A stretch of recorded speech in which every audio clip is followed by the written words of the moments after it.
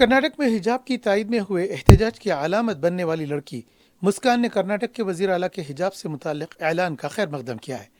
Media से बात करते हुए मुस्कान ने कहा कि वो वजीर आला सिद्धारामैया, नायब वजीर आला DK शिवा कुमार और रियासती वजीर जमीर अहमद की मशकूर हैं, जिन्होंने फैसला किया है।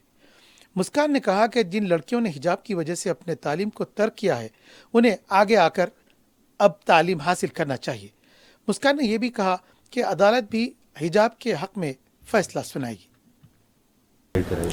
ಅಲ್ಹಮ್ದುಲಿಲ್ಲಾ ಸರ್, ಫಸ್ಟ್ ಆಫ್ ಆಲ್ ನಾನು ನಮ್ಮ CM ಸಿದ್ದರಾಮಯ್ಯ ಸರ್ಗೆ, UT ಖಾದರ್ ಸರ್ಗೆ, ಜಮೀರ್ ಅಹಮದ್ ಸರ್ಗೆ, DK ಶಿವಕುಮಾರ್ ಸರ್ಗೆ ಮತ್ತು ಎಲ್ಲ ಎಜುಕೇಷನ್ ಮಿನಿಸ್ಟರ್ ಸರ್ಗೆ ಮತ್ತು ಎಲ್ಲರಿಗೂ ಯಾರ್ಯಾರು ಹಿಜಾಬ್ನ ಸಪೋರ್ಟ್ ಮಾಡಿದ್ದಾರೆ ಅವ್ರಿಗೆಲ್ಲ ತುಂಬ ಧನ್ಯವಾದ ಮಾಡ್ತೀನಿ.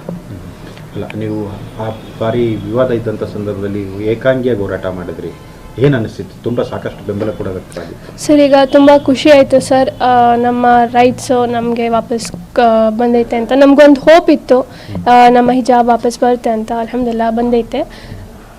ನಾವು ಎಜುಕೇಷನ್ನ ಕಂಪ್ಲೀಟ್ ಮಾಡ್ತೀವಿ ಸರ್. ಇಷ್ಟು ದಿವಸ ಡಿಸ್ಕನೆಕ್ಟ್ ಆಗಿತ್ತು ನಿಮ್ಮ ಎಜುಕೇಷನ್, ಈಗ ಮತ್ತೆ ಆರಂಭ ಮಾಡ್ತೀರಾ ಹೇಗೆ? ಹಾಂ ಸರ್, ಈಗ ಮತ್ತೆ ಆರಂಭ ಮಾಡ್ತೀನಿ. ಮತ್ತು ಎಷ್ಟೊಂದು ಹುಡುಗಿರು ಡ್ರಾಪ್ ಮಾಡಿದ್ದಾರೆ ಎಕ್ಸಾಮ್ಸ್ನ. I would like to encourage them to come forward and complete your exams and studies. ಈಗ ಮುಖ್ಯಮಂತ್ರಿಗಳು ವಾಪಸ್ ಅಂದರೆ ಹಿಜಾಬ್ನ ಧರಿಸಲಿಕ್ಕೆ ಅವಕಾಶ ಕೊಡ್ತೇವೆ ಅಂತ ಹೇಳಿದ್ದಾರೆ, ಆದರೆ ಕೋರ್ಟ್ನಲ್ಲಿ ಇದೆಯಲ್ಲ ಇದ್ರ ಬಗ್ಗೆ, ಕೋರ್ಟ್ ಕೂಡ ನಿಮ್ಮ ಪರ ನಿಲ್ಲುತ್ತೆ ಅಂತ ಅನಿಸ್ತದೆ ಸರ್? ಹೋಪ್ ಐತೆ, ಸಿಕ್ಕುತ್ತೆ ಸರ್, ನಮ್ಮ ರೈಟ್ಸ್ ನಮ್ಗೆ ವಾಪಸ್ ಸಿಗುತ್ತೆ.